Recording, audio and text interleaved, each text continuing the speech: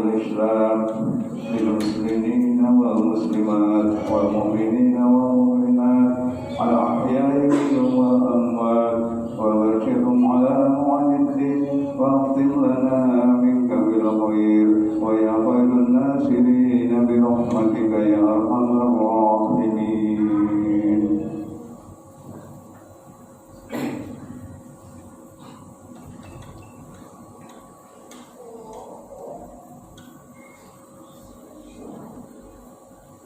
Assalamualaikum warahmatullahi wabarakatuh.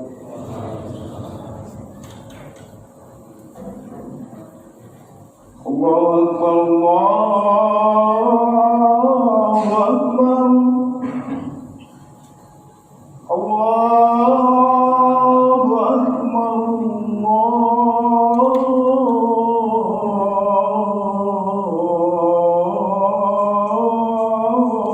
Akbar,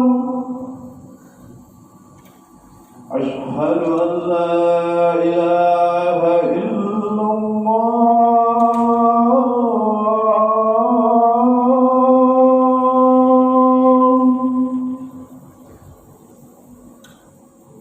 Ashhadu an la ilaha illallah.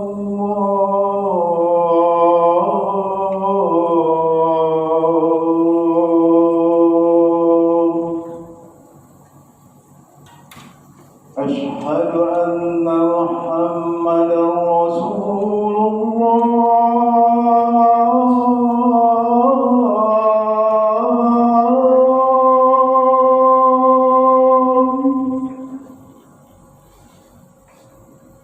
Ashhadu anna Muhammadan Rasulullah.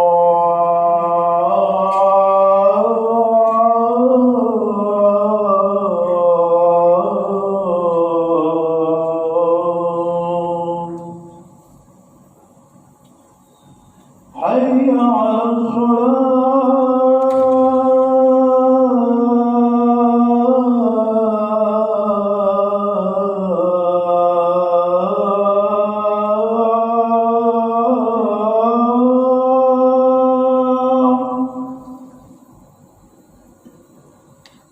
حي على الصلاة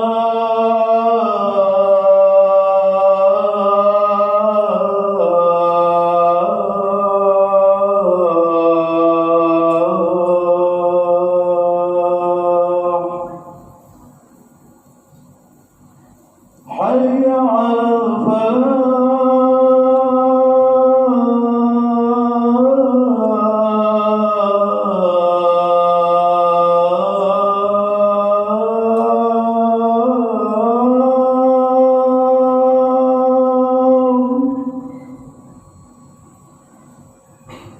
حي على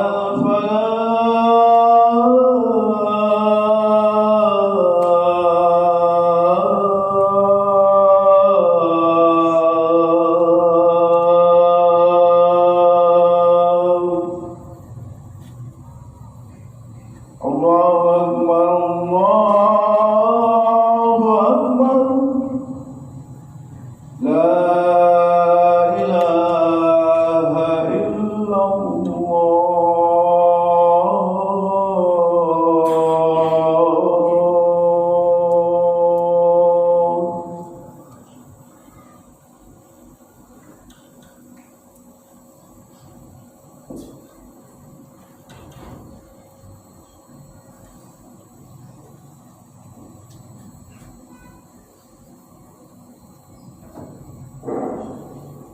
Alhamdulillah, nahmaduhu wa nasta'inuhu wa nastaghfiruh wa na'udzu billahi min shururi anfusina wa min sayyiati a'malina.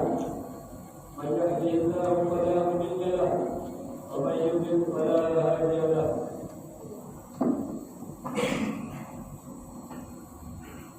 Ashhadu an la ilaha illallah wahdahu la sharika lahu وأشهد أن محمدا عبده ورسوله لا نبي بعده.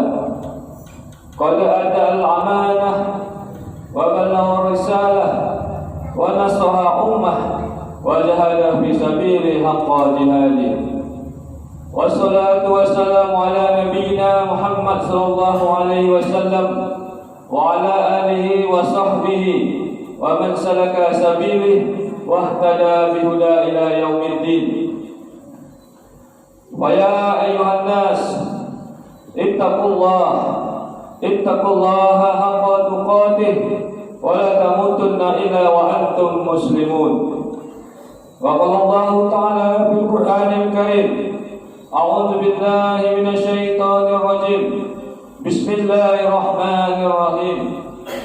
يا أيها الذين آمنوا اجتنبوا كثيرا من الظن إن بعض الظن إثم ولا تجسسوا ولا يغتب بعضكم بعضا أيحب أحدكم أن يأكل لحم أخيه ميتا فكرهتموه واتقوا الله إن الله التواب الرحيم. Tiada sikap terbaik sebagai hamba yang bertauhid yang telah ditentukan jadwal kematiannya dan disembunyikan kapan kematian itu tiba, kecuali sikap takwa yang selalu menyertai dirinya hingga wafat dalam keadaan bertakwa kepadanya. Ma'asyiral sidang Jumat rahimakumullah. Puji dan syukur kita panjatkan kehadiran Allah Subhanahu wa taala yang telah memberikan kita kesempatan untuk melaksanakan salat fardu Jumat pada siang hari ini, dan kita telah melaksanakan yang diperintahkan Allah kepada kita. Wa iza nudiya lis-shalah min yaumil jum'ah fas'au ila dzikrillah. Semoga amal ibadah kita diterima Allah Subhanahu wa taala. Amin amin ya rabbal alamin. Salam dan salawat kepada baginda Rasulullah sallallahu alaihi wasallam. Allahumma sholli ala Muhammad wa ala ali Muhammad. Assalamu alayka ya Rasulullah. Barang siapa yang berselawat kepada baginda Rasulullah satu kali, maka Allah akan membalas selawatnya 10 kali. Dan barang siapa yang berselawat kepada baginda Rasulullah 10 kali, maka Allah akan membalas selawatnya 100 kali. Semoga kita mendapat syafaat beliau di yaumil mahsyar kelak. Amin amin ya rabbal alamin. Ma'asyiral sidang Jumat rahimakumullah. Judul khutbah kita pada hari ini adalah mengenai ghibah. Ghibah sama dengan menggunjing. Kita yang hidup jauh dari zaman Nabi, di mana ghibah sudah menjadi suatu kebiasaan kita sehari-hari. Kita bisa melihat orang menggibah baik di televisi, di radio, di perkumpulan-perkumpulan, bahkan di majelis-majelis ilmu. Terkadang ghibah ini dilakukan, ada yang disengaja dan ada yang tidak disengaja. Dan ghibah ini dilakukan terkadang hanya untuk sekedar gelak dan tawa, ataupun ingin menjatuhkan musuh kita, ataupun ingin menjatuhkan kehormatan saudara kita. Rasulullah sallallahu alaihi wasallam bertanya kepada para sahabat, "Atadruna mal ghibah?" Apakah ghibah itu? Maka para sahabat menjawab, "Allah wa rasuluhu a'lam." Hanya Allah dan Rasulnya lah yang mengetahuinya. Maka Nabi menjelaskan definisi ghibah itu adalah zikruka ar-rabu bima yakrahu. Ketika engkau membicarakan tentang saudaramu hal-hal yang tidak ia sukai, hal-hal yang ia benci. Lantas para sahabat bertanya kepada baginda Rasulullah, "Bagaimana ya Nabi, jika yang dikatakan itu ada pada dirinya?" Maka Rasulullah mengatakan, "Wa man kana fihi ma taqulu faqad ihtabtahu." Jika engkau katakan itu ada pada dirinya, maka engkau telah menggibahinya. Itulah yang namanya ghibah. Dan bagaimana ya Rasulullah, jika sebaliknya, jika yang dituduhkan itu tidak ada pada dirinya? Maka Nabi mengatakan, "Wa illam yakun fihi faqad bahattahu." Jika tidak ada pada dirinya yang engkau tuduhkan, yang engkau bicarakan, maka engkau telah berdusta, engkau telah memfitnah saudaramu. Ma'asyiral sidang Jumat rahimakumullah. Jadi dari hadis di atas dapat kita simpulkan pengertian ghibah itu adalah ketika kita membicarakan keburukan saudara kita, ketika kita membicarakan kekurangan saudara kita, ketika kita membicarakan aib saudara kita, itulah yang namanya ghibah. Ghibah berasal dari bahasa ghaib yang artinya tidak nampak, yang artinya ketika kita membicarakan saudara kita itu tidak ada di hadapan kita. Masyaallah sidang Jumat rahimakumullah. Allah sangat melarang kita untuk berbuat ghibah. Allah mengancam pelaku ghibah dengan api neraka. Sebagaimana yang dikatakan Allah di dalam surat Al-Humazah, wailul likulli humazatin lumazah. Wail di sini diartikan celaka, tetapi ada ulama mengartikan wail di sini adalah nama neraka.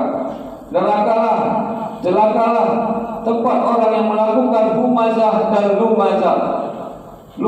Humazah adalah ketika seseorang membuka aib saudaranya dengan lisannya, sedangkan lumazah adalah ketika seseorang mencontohkan aib saudaranya dengan perbuatannya.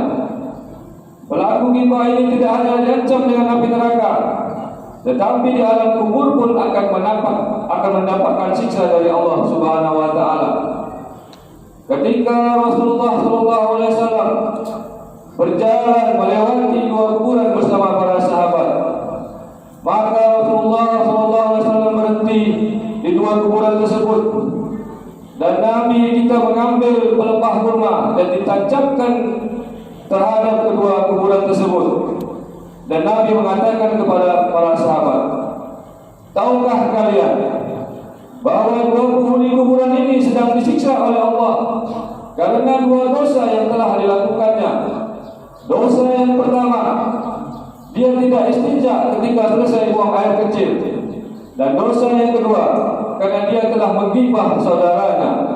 Masyaallah sidang Jumat rahimakumullah. Pelaku ghibah ini akan mendapat ancaman neraka dan disiksa di alam kubur. Ketika Rasulullah SAW melakukan Mi'raj, Nabi melihat suatu kaum yang kukunya terbuat dari tembaga, yang di mana mereka merobek-robek pipinya, merobek-robek dadanya. Maka Rasulullah bertanya kepada Jibril, "Hai Jibril, siapakah mereka?" Maka Jibril mengatakan, mereka ini adalah orang yang suka memakan bangkai daging saudaranya sendiri, dan mereka ini orang yang suka menjatuhkan kehormatan saudaranya. Masyaallah sidang Jumat rahimakumullah. Begitulah untuk pelaku ghibah, diibaratkan dengan memakan bangkai saudaranya sendiri, seperti yang dikatakan Allah di dalam surat Al-Hujurat ayat 12. Ya ayyuhalladzina amanu ijtanibu katsiran minadh-dhann. Hai orang-orang yang beriman, jauhkanlah diri kalian dari prasangka. Inna ba'dadh-dhanni ismun. Sesungguhnya sebagian prasangka itu adalah dosa. Wala tajassasu. Janganlah kalian mencari-cari kesalahan saudara kalian. Wala yaqtab ba'dukum ba'dha. Dan janganlah kalian menggunjing, janganlah kalian menggibah saudara kalian. Ayuhibu ahadukum ayakula lama akhihi maita fakarihtumu. Apakah kalian senang memakan bangkai saudara kalian sendiri? Tentulah hal itu sangat menjijikkan bagi kalian. Wattaqullah, bertakwalah kepada Allah. Innallaha tawwabur rahim. Sesungguhnya Allah Maha penerima taubat dan lagi Maha penyayang. Begitulah Allah merumpamakan, menganalogikan pelaku ghibah ini seperti memakan bangkai saudaranya sendiri.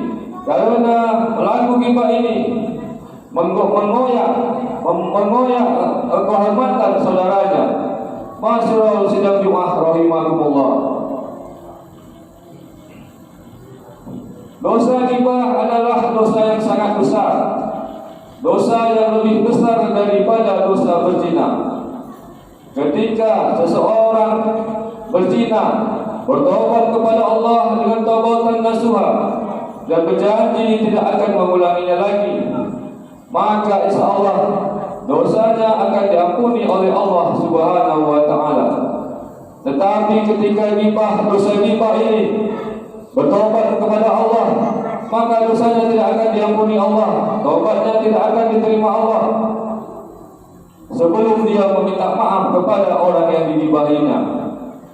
Dan nanti di hari akhir, di hari kiamat, amalan-amalan yang dibawa akan diberikan kepada orang yang digibahinya.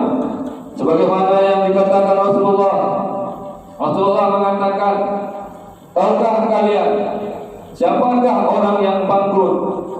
Maka para sahabat menjawab, orang yang bangkrut adalah orang yang tidak punya dinar dan dirham. Maka Rasulullah mengatakan, orang yang bangkrut adalah orang ketika di hari kiamat dia membawa pahala salatnya, membawa pahala sedekahnya, membawa pahala zakatnya.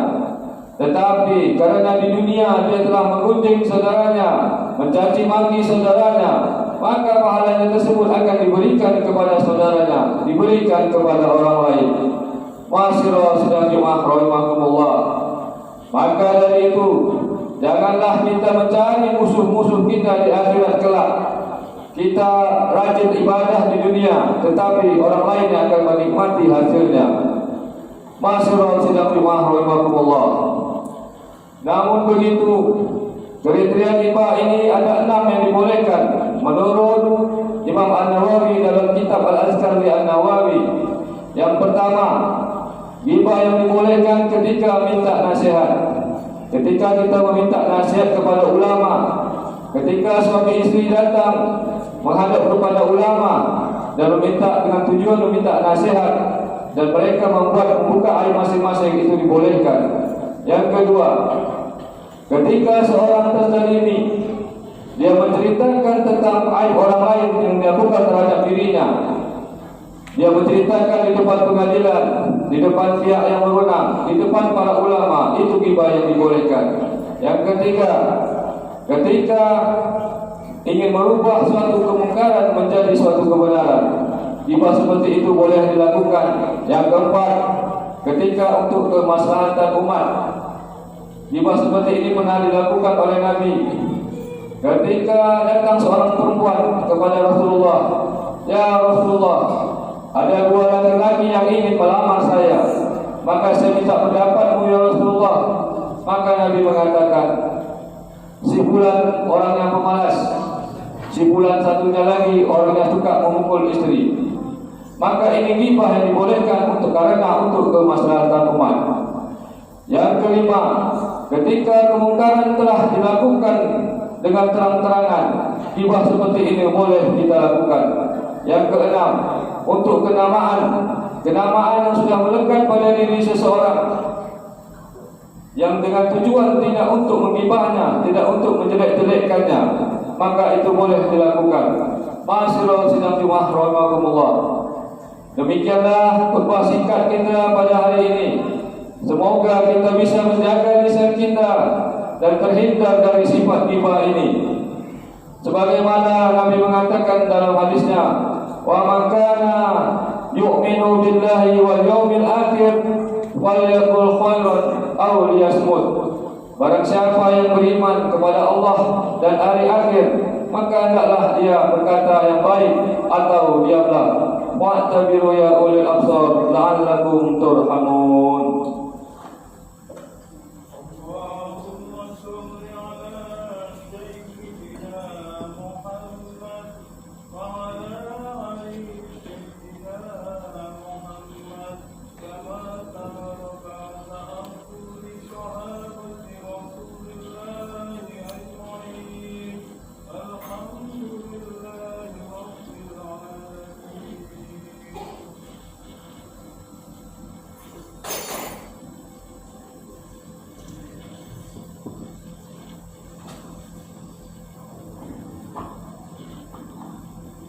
Alhamdulillahilladzi arsala rasulahu bihuda wa dinil haqq liyudhhirahu 'ala dini kullih walau karihal kafirun.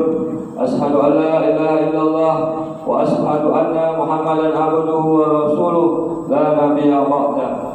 Wassalatu wassalamu ala nabiyina Muhammad sallallahu alaihi wasallam wa ala alihi wa sahbihi wa man salaka sabilihi wa ihtada bihuda ila yaumiddin. Jama'atul Jum'ah, asadukumullah usikum bi nafsi bittaqullah faqad fazal muttaqun. Ya ayyuhalladzina amanu taqullaha haqqa tuqatih wa la tamutunna illa wa antum muslimun. Innallaha wa malaikatahu yusholluna 'alan nabi. Ya ayyuhalladzina amanu shallu 'alaihi wa sallimu taslima. Allahumma shalli ala Muhammad wa ala ali Muhammad kama shallaita ala Ibrahim wa ala ali Ibrahim wa barik ala Muhammad wa ala ali Muhammad kama barakta ala Ibrahim wa ala ali Ibrahim fil alamin innaka Hamidum Majid. Allahumma ighfir lil muslimina wal muslimat wal mu'minina wal mu'minat al ahya'i minhum wal amwat innaka qaribun mujibud da'wat. Rabbana ighfir lana dhunubana wa tawaffana ma'al abrar. Rabbana la tu'akhizna in nasina aw akhtana. Rabbana wa la tahmil 'alaina isran kama hamaltahu 'alal ladzina min qablina. Rabbana wa la tuhammilna ma la taqata lana bih. Wa'fu 'anna waghfir lana warhamna anta maulana fansurna 'alal qaumil kafirin. Rabbana atina fid dunya hasanah wa fil akhirati hasanah wa qina adzabannar. Subhana rabbika rabbil izzati amma yasifun wassalamun 'alal mursalin walhamdulillahi rabbil alamin. Ibadallah, innallaha ya'murukum bil adli wal ihsan wa ita'i dzil qurba wa yanha 'anil fahsya'i wal munkari wal baghi ya'idukum la'allakum tadhakkarun wa la dzikrullahi akbar. Aqimis shalah.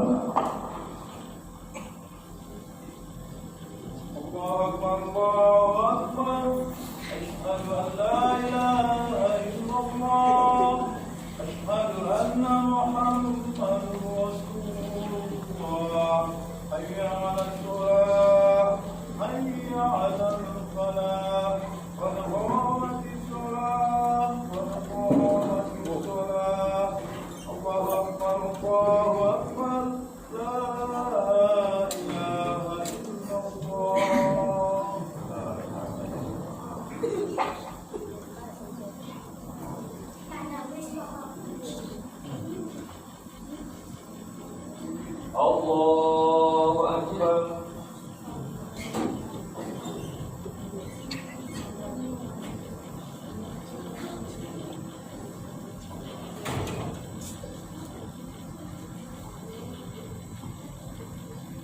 Bismillahirrahmanirrahim.